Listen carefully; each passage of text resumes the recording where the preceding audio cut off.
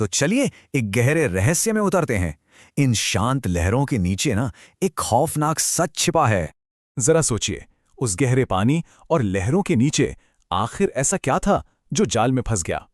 नदी का ये विशाल और गहरा बहाव सच में एक बहुत ही डरावना और सुनसान माहौल बना देता है। ये कहानी एक अकेले मछुआरे की है, जिसकी पूरी जिंदगी बस इन्हीं लहरों और ज्वार भाटे के भरोसे चल रही थी। अब यहां देखिए, एक तरफ धुंधली शाम में फेंके गए काले जाल और दूसरी तरफ चमकीली मछलियों की उम्मीद। पर अचानक सब बदल गया। रस्सियां एकदम भारी हो गईं और नदी का पानी बिल्कुल बर्फीला हो गया। और फिर उस बर्फीले पानी से बाहर आया एक ऐसा नजारा जिसे देखकर किसी के भी होश उड़ जाएं। ये कोई आम मछली या कोई समुद्री राक्षस बिल्कुल नहीं था। सच कुछ और ही था। जाल से कोई मछली नहीं, बल्कि एक छोटा सा सांस लेता हुआ जिंदा बच्चा बाहर आया।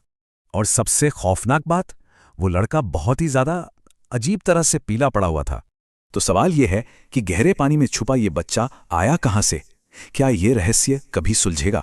लड़के की पलकें फड़फड़ाई, नीली रोशनी तेज हो गई। उसने रात की ठंड में अपनी आंखें खोली। उसने मछली आदमी को देखा। उसका चेहरा डर से भरा हुआ था और उसने कैलन को सुनाने के लिए 2 सवाल फुसफुसाए। तुम कौन हो? वह कांप रहा था।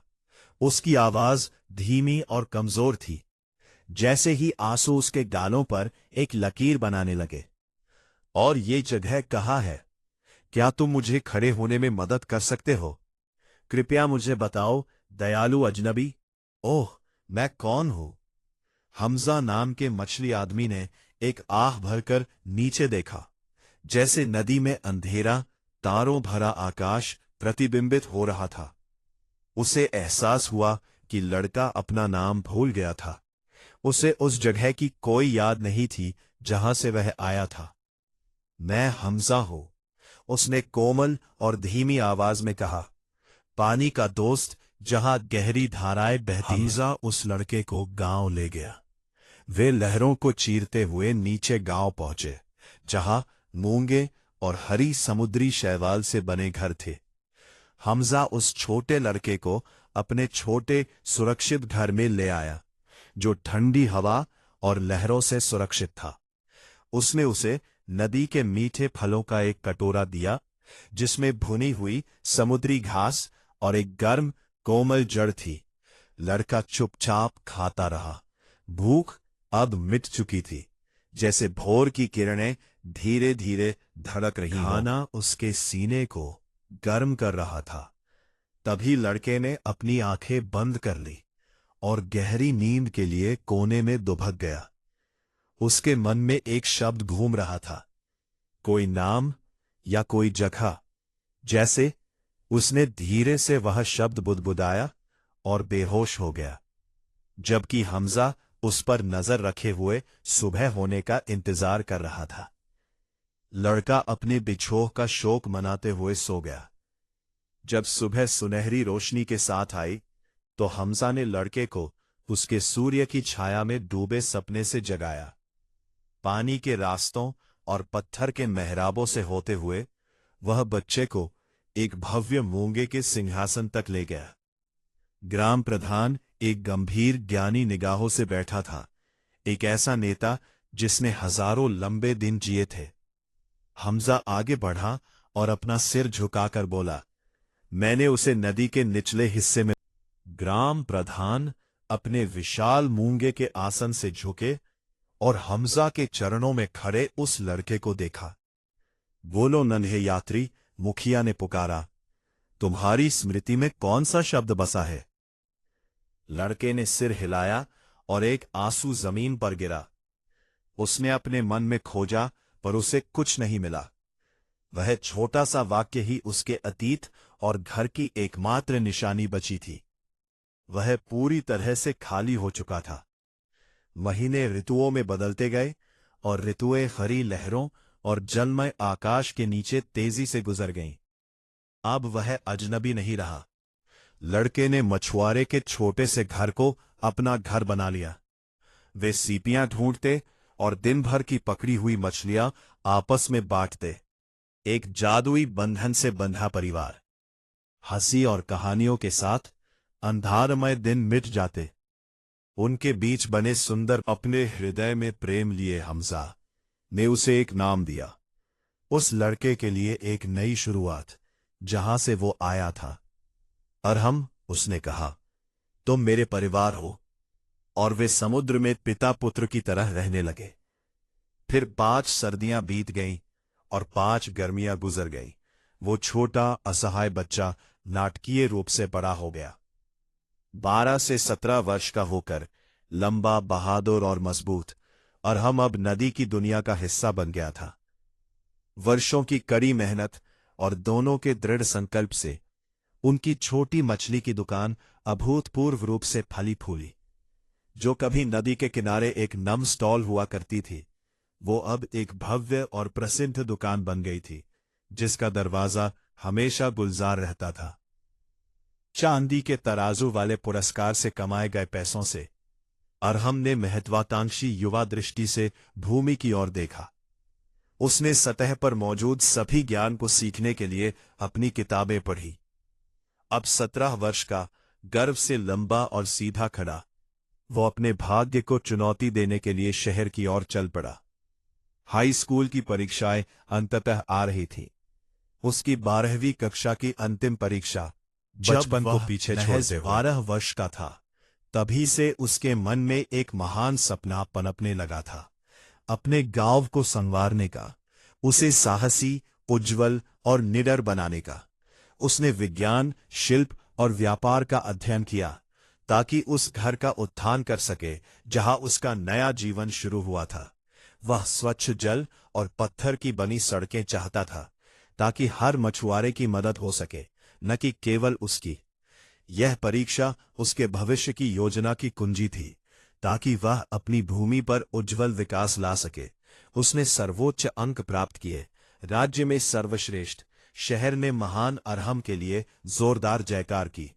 उसने एक भव्य छात्रवृत्ति जीती, जो वित्त पोषित और निःशुल्क थी, ताकि वह अपने सुनहरे सपनों को समुद्र के किनारे बसे शहर में साकार कर सके। योजनाओं और सोने के साथ वह तट पर लौटा, ताकि उस छोटे से गांव को बदल सके जिसे वह हमेशा प्यार करता था।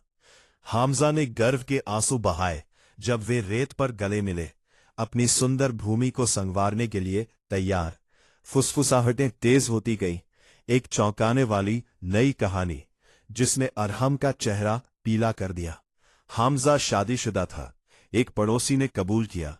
अरहम के अपने घर में बचाए जाने से पहले 12 वर्षों में वह गरीब था। एक बेकर ने जहर और द्वेष से फुफकारा। वह मुश्किल से रोशनी के लिए एक छोटी मोमबत्ती खरीद पाता था। उसकी पहली पत्नी भूख और अभाव से तंग आ गई थी, इसलिए उसने अपना सामान पैक किया और कभी वापस नहीं लौटी। उसने बेचारे हामजा को छोड़ दिया। एक नाविक ने सहमति जताते हुए कहा, चांदी और लालच से भरी जिंदगी के लिए उसका साथ छोड़ दिया। वह उनके छोटे बच्चे को ले गई, जो अब बड़ा हो गया होगा, 20 साल का एक युवक अपने दम पर। अरहम को अपने पिता के लिए गहरा दर्द महसूस हुआ, जिसका दिल टूट गया था। फिर भी वह दयालु और सच्चा बना रहा।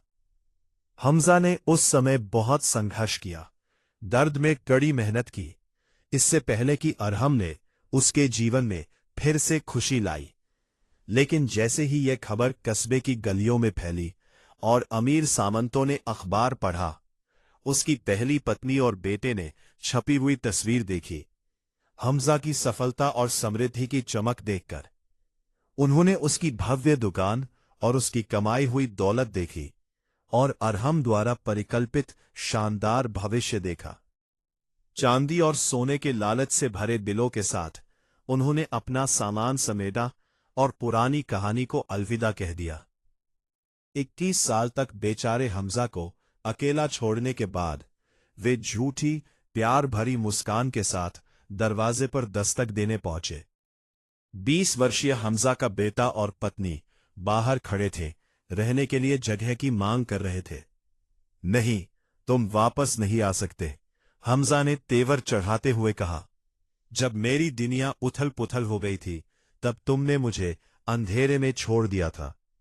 उसे भूख, आंसू और दर्द याद आ रहे थे और उसने लालच को फिर से अपने दरवाजे पर दस्तक देने से इनकार कर दिया। लेकिन अरहम आगे बढ़ा। उसकी आंखों में दया भाव था और उसने हमजा के थके हुए चेहरे पर उदासी देखी। प्यारे पिताजी, उसने फुसफुसाते हुए कहा, कृपा उन्हें एक मौका दीजिए। क्षमा और दया हमारे अगले कदम का मार्गदर्शन करे। हमने जो दुकान चलाई है उससे हमारे पास बांटने के लिए बहुत कुछ है। आइए पुराने घावों को भरें और कुछ नया शुरू करें। अरहम के दयालु हृदय से प्रभावित होकर हमजा ने अपने बेटे को देखा और अतीत की कड़वी यादों को भुलाने के लिए सहमत हो गया। हमजा के बेटे का नाम अमन था और उसके मन में गहरी ईर्ष्या पनप रही थी। वह देखता था कि उसके पिता अरहम से कितना प्यार करते हैं और ईर्ष्या ने तुरंत उसके मन को जहर दे दिया। उसे इस बात से नफरत थी कि अरहम होशियार और प्रतिभाशाली था, हाई स्कूल का चैंपियन था, एक प्रकाश स्तंभ था। इस इंसान ने अमन ने छाया में छिपकर देखते हुए फुसफुसाया, वह दौलत और नाम चुरा लिया जो मुझे कमाना चाहिए था। जब अरहम नए गांव की सड़क की योजना बना रहा था, हाथों में ब्लूप्रिंट लिए और फुर्तीले युवा कदमों के साथ, अमन ने लड़के और उसके शानदार सपने को चकनाचूर करने की एक भयानक योजना बनाई थी। पानी के किनारे सीढ़ियों पर जहां अरहम कदम रखने वाला था, अमन ने उसे घायल करने के लिए चिकना मछली का तेल डाल दिया।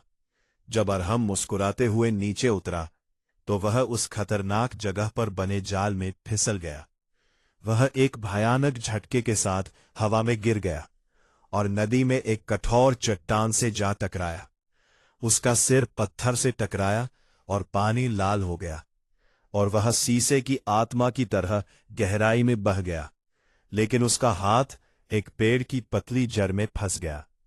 कुछ घंटे गहरे और काले पानी की लहरों के नीचे बीत गए, इससे पहले कि अरहम उस खतरनाक नींद से जागा। उसकी आंखें धीरे धीरे खुली, उसका सिर दर्द से धड़क रहा था। उसके विचार हवा और बारिश की तरह घूमने लगे। उसने अपने हाथों को देखा, फिर आसमान की ओर देखा, जहां हमजा आंखों में आंसू लिए उसके पास खड़ा था। लेकिन लड़का अपने पिता या नाम को नहीं पहचानता था और होश में आते ही उसने जो पहला सवाल पूछा वह था, मैं अभी कहाँ हूं? मेरे पास कौन खड़ा है? उसने रहस्य से भरी खाली आवाज में पूछा। चिकने तेल से सने रास्ते से उसके सिर पर लगी चोट ने उसके 5 साल मिटा दिए थे और उसके अतीत को वापस ला दिया था। लड़के की पलकें फड़फड़ाई, नीली रोशनी तेज हो गई। उसने रात की ठंड में अपनी आंखें खोली। उसने मछुआरे को देखा, उसका चेहरा डर से भरा हुआ था और उसने हमजा मछुआरे का नाम को सुनाने के लिए 2 सवाल फुसफुसाए। तुम कौन हो? वह कांप रहा था, उसकी आवाज धीमी और कमजोर थी और आंसू उसके गालों पर एक लकीर बना रहे थे।